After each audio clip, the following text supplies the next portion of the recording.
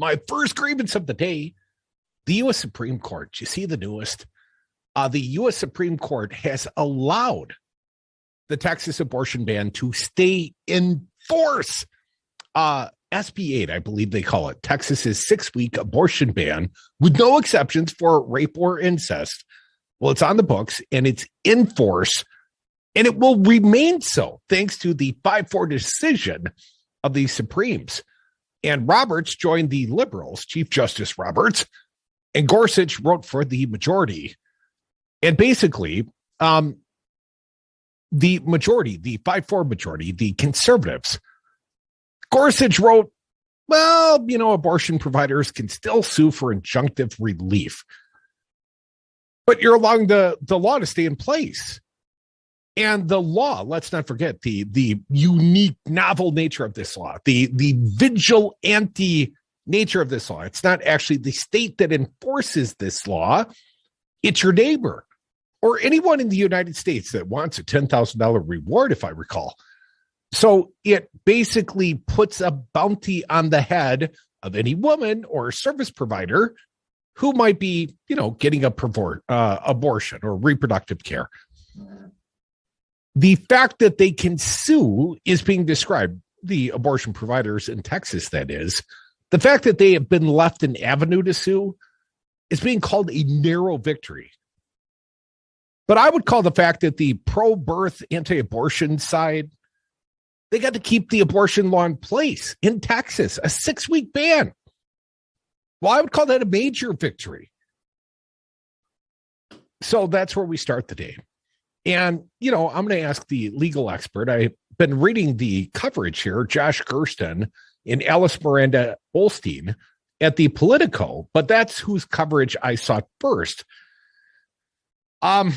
Here's a little bit of it. Chief Justice John Roberts and the court's 3 liberal justices, and this is from the body of Politico's coverage, partially dissented from Friday's decision, saying the high court should have permitted the law's opponents to seek to block it more directly by suing local court clerks who accept the privately filed suits. Again, the vigilante-inspired suits, right? This is the novel plan. Texas is doing a workaround on the federal courts by putting this crazy, this vigilante-style enforcement mechanism in place. Well, the purpose of that is to basically say, well, federal courts, you'll have no jurisdiction here. Not until someone's offended, not until you seek injunctive relief, if you will. Separately, the high court turned aside an appeal from the Biden administration, which brought a suit on behalf of the federal government who tried to block the Texas law. The justices offered no explanation for that decision. Justice Sonia Sotomayor dissented. Now, Justice Neil Gorsuch, wrote the pivotal opinion in the clinic's suit over the Texas law, which has been in effect since September 1. No abortions for you, not in Texas. Halting nearly all abortions after 6 weeks of pregnancy and forcing hundreds of people to cross state borders or go outside the law to obtain an abortion. Because it's not like people don't need abortive care. It's just no longer legal for them to seek it in the state of Texas. Writing for all the court's Republican appointees, except for Roberts, Gorsuch said opponents of the law could not target its unusual private enforcement mechanism by suing state court judges and clerks to prevent action on suits filed under the law. Now, I know that's a little muddled in the writing, a little hard to understand. But Gorsuch basically blocked the avenue to sue over this sort of novel mechanism of enforcement, the vigilante mechanism. Said, no, you can't sue over that. Now, the Trump appointee said such officials enjoy sovereign immunity. Allowing them to be sued would be a violation of the whole scheme of our government. Really? Because the government gets sued all the freaking time, Gorsuch. Gorsuch added that permitting such an approach threatened to upend federalism by turning any state court case into a federal court case.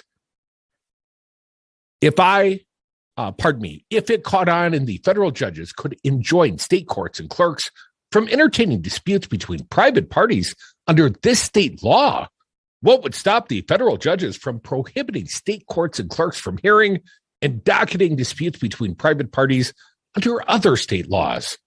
However, Roberts, the chief who penned an opinion joined by the court's 3 Democratic appointees, said he would have permitted suits against state court clerks because of the way the state law known as SB 8 was intentionally structured to try to evade the federal court review.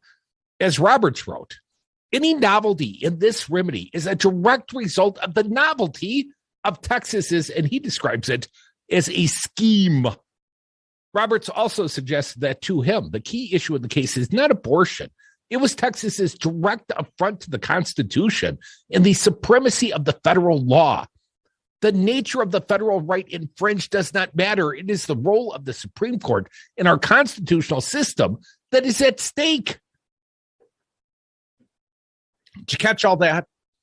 So Roberts, and he may rule differently when it comes time for Mississippi, but the vigilante nature, the fact that it's not a state-enforced law, that's the part that is most problematic about the Texas law. Do you know why? Because effectively they are evading the federal courts. They're evading the Supreme Court. They're evading the supremacy of the federal courts.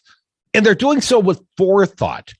And what they're really doing is they're laying a blueprint for other conservative copycats. Of course, conservatives only assume they will ever play this game. This will never be a tool of the left. The left will never try to abridge, let's say, their Second Amendment rights using a similar vigilante tact. Here's a little bit more from the reporting over at Politico. I'll keep sharing my opinions, I'm quite sure. Despite the disagreement about the wisdom of allowing suits against states, judicial officers, Roberts said he expected that under the majority ruling, the federal court should act quickly to resolve the litigation.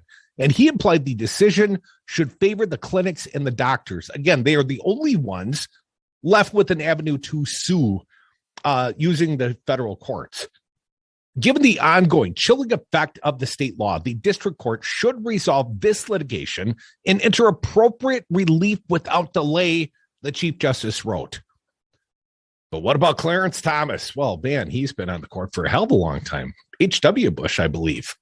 Justice Clarence Thomas would have gone even further than his conservative colleagues, writing that the clinics should also be barred from suing the state health department over the law, and saying the challengers' claims of the threat to abortion rights is too speculative.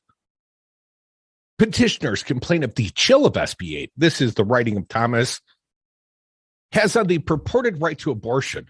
But as our cases make clear, it is not enough that petitioners feel inhibited because SB 8 is on the books.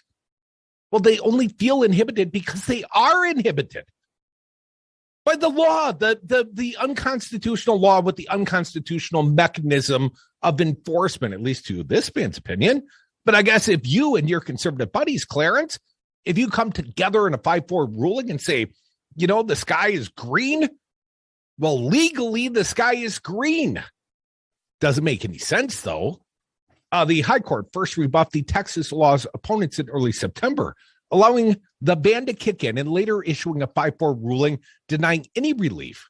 That was the earlier ruling. At that time, as he did Friday, Roberts joined with the court's liberals in calling for Texas's law to be promptly halted. Yeah, it's in direct constitutional contradiction. A lot of alliteration there. I'm not always good at that. But Roe v. Wade is currently the law of the land, and they may have every gumption of getting rid of Roe v. Wade, but are they really hoping to supplant it with a 6-week abortion ban that includes no relief for rape or incest?